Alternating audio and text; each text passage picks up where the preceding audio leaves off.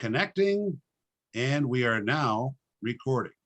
All right, what a great evening this is going to be, or for you, it might be in the morning.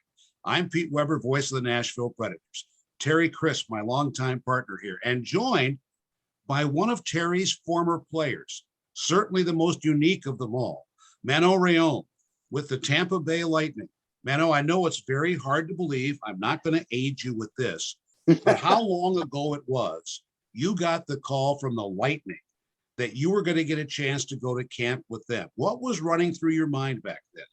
You know, the first time I met Phil was at the NHL draft. During the summertime, I took a job with RDS, the TV station in Montreal. And my first assignment was the NHL draft. And my job was to go get the player in the stand and bring them over for an interview. And that's when Phil Esposito was there. And I guess he saw a tape of me playing and he invited me to camp. And I thought he was joking at first. And he said to me, "You're going to receive a letter in the mail and you have 2 weeks to answer." 2 weeks to answer. But it didn't take you that long to do it, did it? You know, it was weird at first because a lot of people came up to me and said, you know, are you not afraid to look bad, or you're not afraid to embarrass yourself? Or even some people said they're only inviting you because you're a girl. And I told myself, you know what? So many times people said no to me because I was a girl. And they didn't want me on the highest level. Or when I finally made the highest level at youth hockey, I was playing very well, and all the goalie was invited to midget AAA, which is just before major junior. And the only goalie was not invited was me because I was a girl. So I had to take a different path. And people said no to me because I was a girl. So this time I'm like, I don't care why they're inviting me. I'm going to have to prove myself when I get there. So, and you see that in the NHL. Like you got like the people that get drafted, got invited. And you have also people that had connection here and there and get someone an invite to a camp. So the reason you get invited often is not really what matters. It's what you do on the ice when you get there. There's Manon Rheaume. Now let's go to the coach. Terry, what was going through your mind when you were coming to camp and you had Manon Rheaume as in your group of goaltenders? First off, I got to be honest. When Phil said to me, I said, "Phil, what in the H are you thinking of? What are you doing? You can't," because let's be honest, Manon was a groundbreaker. I mean, Lord love it. It'll be a first that can never be broken. The first lady ever played in the NHL. But I'm thinking, oh my Lord. And I'd seen pictures of her playing in the Quebec League in her gear and whatnot. And I said, ay, ay, ay. I got a young lady coming, a beautiful young lady from Quebec who's a goaltender, coming to my training camp with, I think we had 75 guys at that training camp, the test run. I thought, oh, crispy, what are you going to, and Manon won't even remember this. When she first came and I met her and introduced myself, and I said, Manon, I said, we're really happy to have you here and it's going to be unique. But I said, you do know you have, and I can just hear the people out there saying it now, Manon, you do know you have to have your own dressing room. Whoa, so you can hear them cringing. I said, no, Manon, really. She says, no, I come here to come to training camp. I said, Manon, I know. And she said, okay, I'll tell you what. She says, I will have my own dressing room. But the minute I'm dressed and the minute the players are dressed, I will be in that dressing room. I said, yes, automatically. So right off the bat, Manon Rheaume set the tone. We have no foolishness. She's here to be a hockey player. And that was important to you, wasn't it, Manon? It was important because I didn't want to be treated any differently. And I didn't want the guys to change anything they were doing because I was there. And my English was not very good. So you may have said things that I totally understood a different way. I even remember when they asked me to go on David Letterman, they had to see if my English was good enough to go on that show because, you know, I understand half of the stuff. I remember that first night we had that meeting and we went to that room and I went to sit in the back of the room with they had a couple of French Canadian players because they were helping me with my English. And nobody was sitting in the front of the room. And then the coaches, Terry, you were there, and Phil, they said, hey, everybody in the back, come sit in front. And I remember that walking through those guys and looking around me. And I saw Tony McKechnie that was there. And I grew up loving the Quebec Nordics. And I grew up watching him play. And I'm thinking to myself, I'm here with this guy. And I had like a little moment of panic that night. What am I doing here? And all went away the next day when I went on the ice and start the first little mini game that we had. It was a good thing for you, wasn't it, Manon, to have those scrimmages right away? Yes, it was, because I knew that the first time on the ice was really important. That's when, the player would judge me, the coach would judge me, the media would judge me. And it was like important. I remember we had 2 goalie per team, and it was a 2-period game, and each goalie was playing a period. And I started on the bench and I was watching the game. Obviously, never played at that level. It was really fast, and the guys were big. And I went in the second period, and I did not allow any goal in 14 shots. And I remember going back to my dressing room after. There was a little dressing room with a big mirror in the dressing room for whatever reason. And I look in the mirror, and it's like, wow, I cannot believe my first time on the ice. Tell guys, I did not allow any goal. And that's when Phil had the press conference after, and he mentioned the way you saw her play today, you may see her in an exhibition game. And I'm thinking to myself, like, is he crazy? And I didn't expect playing an exhibition game. I was thinking I'm going to go there. I'm going to do the training camp, and like every young players, I'm going to be sent down before the exhibition game. But I continued to play well in that mini camp. And I guess I have to tell you, Terry, one of my favorite interview I did, it's with you on the radio, when you mentioned that, I heard that start the way I played in the mini camp. It took 20 years after that time to hear it from someone from Tampa Bay, which was really cool. And you can say it again, Terry. She earned the right to be there, because everybody said, that the players, did they treat her any differently? And I said, you know what, guys, I'm going to be honest. They probably treated her as tougher than most, because she was there as a lady, as a woman goaltender. Why is she here? Is it just, they were blasting pucks from every which way. They went through the crease.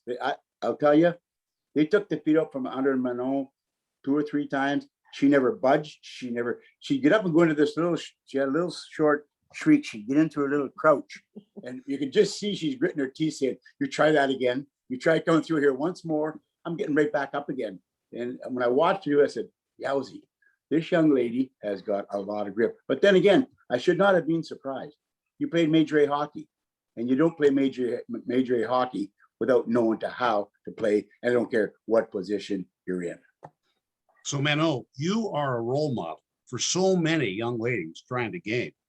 Who were your role models as you were coming into hockey?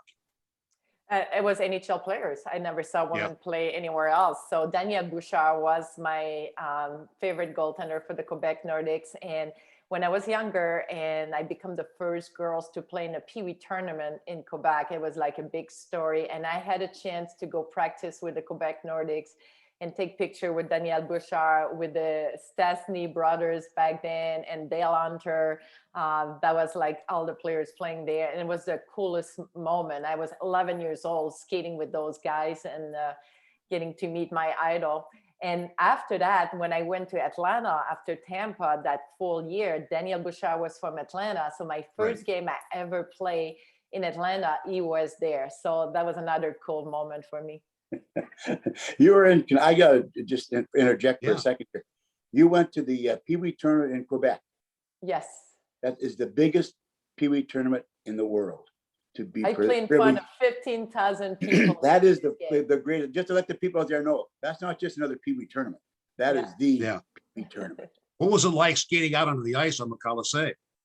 It was amazing. And it like 15,000 people were at that game. So if you play on weekends and you're like good teams, usually you get between 10 to 12,000. But that game, 15,000, it was sold out. It was packed. And I remember skating around and I could feel my legs like clapping with each other, like how nervous I was. And the sad thing, we had garter-belt back then to hold our pants. And my garter-belt strap like kind of fell off, and my dad was my coach, and I had to go on the bench, and he was fixing my pants right before the biggest game of my life at that age in front of all those people. I'm thinking to myself, why today? Why had to happen today? You know, it was the same thing that first day that I got to Tampa, the airline lost my luggage. I didn't have my equipment. I didn't have my clothes. And I remember the next day we had fitness testing. Oh. And I didn't have anything to wear other than the clothes I had the night before. So Phil said to me, go see my daughter. She's going to have clothes for you to wear. So I went there, I go see her, and the other was tiny little thing. So all she had, it's a pair of jean shorts. And I tried them on me, and they were skin tight, like jean shorts, skin tight. And then she's like, we made t-shirt for the team. So it's a Tampa Bay Lightning t-shirt that says real men wear black. So now I'm wearing the real men wear black t-shirt, the skin tight, like jean shorts, and I have my dress shoes on, walking in the room where all the guys was for our fitness testing. And I can see all the guys looking at me like, what is she wearing? Like, what is she doing dressing like this? And I'm just so embarrassed. So every time I introduce myself to someone, I've said, they lost my luggage. That's the clothes they give me. But the media took all kind of picture of me with that t-shirt. I can well imagine that. So I asked you who your model was, role model. Were you then the role model for Pascal, your brother? We were the same age, so about the same age. He's a year younger than me. So me and Pascal, like, were really close growing up. One year we were playing together. The other year we were playing on a different team. And when I went to Tampa, he got invited to New Jersey. So my dad went with my brother, and my mom came with me in Tampa. And that was cool because every night we would call each other and talk to each other. And my English was bad, but his was even worse. So he was almost like crying on the phone to me. It's like, Manon, I don't see any French guys here to help me out. I don't understand anything. And he was miserable for the first few days there, even his first few months of playing pro hockey. I don't think I have people to say, understand what it's like. Yeah.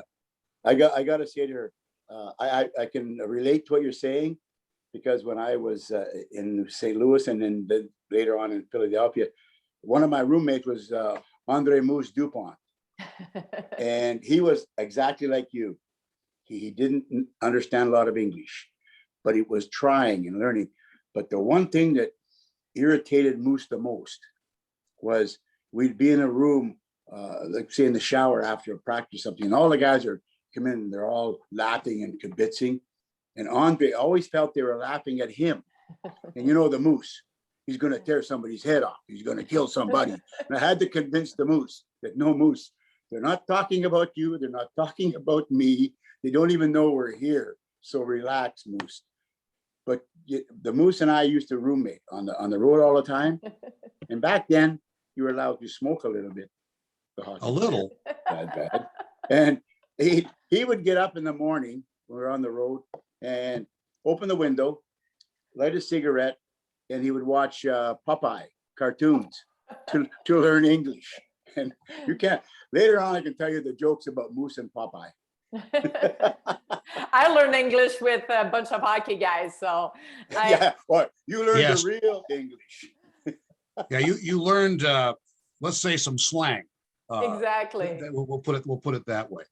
Okay, so Manon, you built a career out of being someone who could not take no for an answer, and that is very curious to me. And what you have done for the young girls who have followed. Now, you become a mother. And you become a mother of another goaltender. Please tell me how this happened. Did you try to talk Dylan out of playing that position, or how did this develop? You know, I was working at Mission Hockey when I had Dylan, and they made me a cute little set of goalie gear. I started taking Dylan to skate. He was about 2 years old the first time he put skate on, and I loved to take him out there. And as soon as he started playing hockey, that was just so much fun to put goalie gear on him. But he started doing both. He was playing out and he was playing goalie. But every time he was playing out, he didn't like coming out of the ice. So he said, this is not fun, only a minute on the ice and I have to come and sit on the bench. So when he was dressing as a goalie, he was on the ice the whole time. What he didn't realize later in life, it's not like this. You don't play a whole game or you play a full game. But so at a young age, like he was doing both. And eventually when he get to a AAA level, he had to pick one of the other and he picked goalie. And I remember one of his first big tournament, it was a state playoff final. and he was the one to start the game. And I woke up in the morning and I had like some kind of butterfly in my stomach. So I pick up the phone, I call my mom, and I was like, Mom, I have a question to ask you. I said, is it normal? Dylan's playing the final today. This is his biggest final so far. And I woke up with butterfly in my stomach, and my mom said, it's payback time. So that's when I realized, I was like, oh, I cannot believe I put you through this. And I have to say, it's probably the worst thing being the mom of a goalie. And not long time ago, I talked to Keith Primo, which his son played for the Montreal Canadian farm team. And I asked him the same thing. I'm like, tell me, like, I want to know from, maybe it's a mom thing, but how it is to see your son play goalie. And he said, it's awful. He said, I don't like it at all. I said, not only I'm so nervous because I cannot control anything, but a goalie, even if you win 5-1, they need to play well until the end of the game because they may not see another game after. And I said, yeah, I get that. Like usually people said, you can relax, it's 5-1. No, I cannot relax. My son needs to play well the rest of the game. So that was difficult. So when my youngest one started, like, you know, he knew his brother, he wanted to be like his brother. So he started to play goalie too and play players. And at some point I'm thinking to myself, you better not choose goalie. I don't think my heart can hold like 2 goalie in the family. And for him, when he was goalie, he did not like the fact that he always wished his team played bad so he can get more shot. And if he didn't get enough shot, he was bored. So it's like, no, I think I'm just going to be player. And I was so happy. How much goaltending coaching did you do with Dylan? At the beginning, I helped him out when he was younger.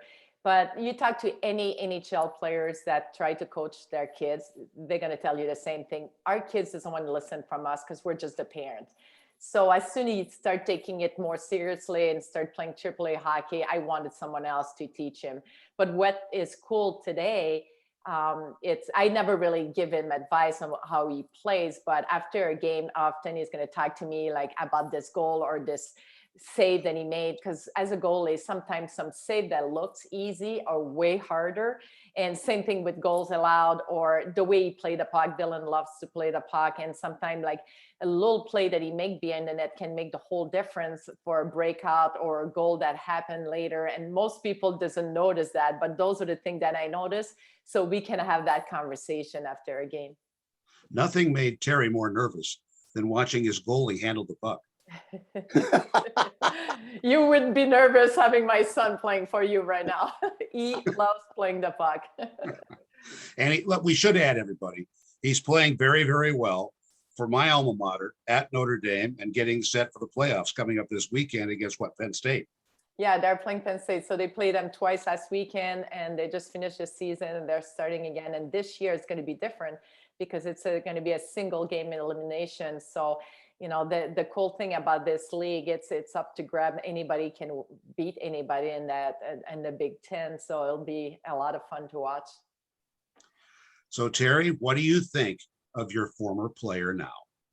You know what, Petey? I was just thinking today when I heard I was going to be lucky enough to see and talk to Manon, I said, I want to take a moment to thank her for making us so proud that she wore this logo, this dress, this shirt, this jersey for the first time with a young lady playing in the NHL. I want to thank you for letting me be part of that, by the way, Manon, because to me, it's a wonderful, wonderful memory meeting you and watching you. And I often wanted to ask you, at your first training camp in Tampa, which player stood out to you the most that you remember from that training camp? And there was lots of them there. Yeah.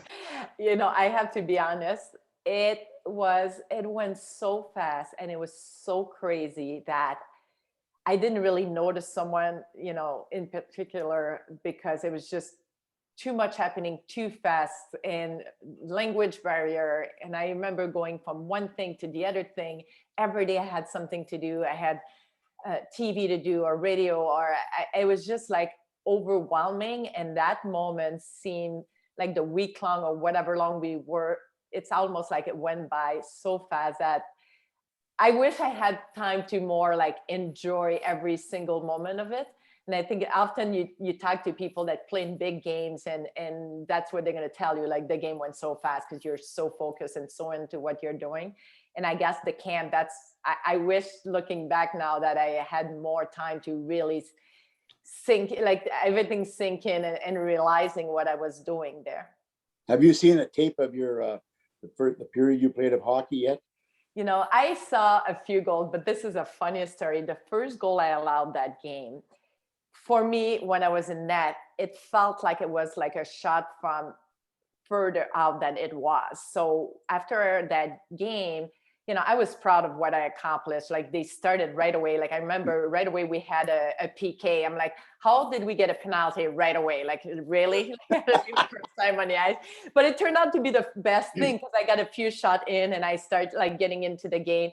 And when that goal went in, I thought it was like a goal from far away. So that one I was not happy with. The second one was a great goal from Brendan Shanahan. Like I think he could have scored on any other goalie too in that game. But and I never really saw the game other than some of the save that I made when someone talked about my story. And I think it was like about 20 years later, around the time when we did an interview together, that I saw the replay of the first goal. And literally, it was Jeff Brown. He came into the zone, crossed the blue line, top of the circle, full on slap shot. And I'm like, that was not bad. I thought it was a really bad goal from far out. It was top of the circle, and it's Jeff Brown with a slap shot. I'm like, okay, I feel better about myself, but it took me 20 years to feel better about it. Manon, when I coached, I saw a lot of them going, oh, my goalies, don't worry about it. You're not the only one, kid. So Manon, just for our audience, if you could tell everybody what it is you're doing now in the game. Yeah, I'm in Michigan, so I work with the Detroit Red Wings youth hockey program. I'm the coordinator for girls hockey here in Michigan for the AAA program for Little Caesar. And I coach the U12. I also do some TV now for RDS. So once a week, I do a TV segment now with, you know, this whole COVID and everybody being from far away. I have the chance to work on that. So I'm watching a lot of NHL games and I have my two boys playing and doing different speaking engagement too. But, you know, my passion is it's the game. It's to be able to give back to those young girls. Like I was so fortunate to have this great opportunity from Tampa Bay, from Terry, from Phil, giving me that chance. And it totally changed my life. So, and I learned along the way, like all those like adversity that I faced when I played the game made me such a stronger person later in life. And I realized a lot of tools that I used younger that I was able to use later. And so to be able to coach those young girls, because I was supposed to be, after my junior year, I didn't think I would go to an NHL camp and end up playing pro hockey. I wanted to be a teacher in school. So now having like being a teacher, a coach, and being in the game, it's been a lot of fun. And that's my biggest passion right now, to be able to teach those young girls. Manon Rheaume, we thank you so much for your time. And we must point out for our regional audience that you also spent some time with the Nashville Knights in the ECHL as part of your journey. And you played in the old building downtown here, Municipal Auditorium. So I'm sure that was an adventure too. It was like, I have to say, when I went, so I was with Knoxville and we were in first position of the league. Nashville was in last. And I guess we were 3 goalie in Knoxville and they lost one of their goalie in Nashville. So they said, like, I got traded for the last month, or I don't know if trade or whatever they borrowed or whatever it was back then. And it was really cool because that was the first time where I think we had like about 6 games left in the season and we alternate back and forth between both goalies. So I got to play 3 or 4 games in a row there. But my first game was against my former team, Knoxville, that was in first, and I beat them. Playing with Nashville, that was the last position team, and it was one of my, you know, most proud moment in hockey and pro hockey to have the chance to, you know, to play against the best team and beat them and get to chance to play like every other game after that for the rest of the year. So it was really a cool time in Nashville that last month. Well, do know that Terry has offered, I am offering an open invitation to come down here and visit. Oh, I absolutely. I would love Manon, just before we leave, I want to just thank you so very, very much. From day one meeting you until watching your career and watching what you've done and what you've gone through and the young lady and person you've become, Congratulations, you made us all proud. Thank you so much. All right, I have stopped recording.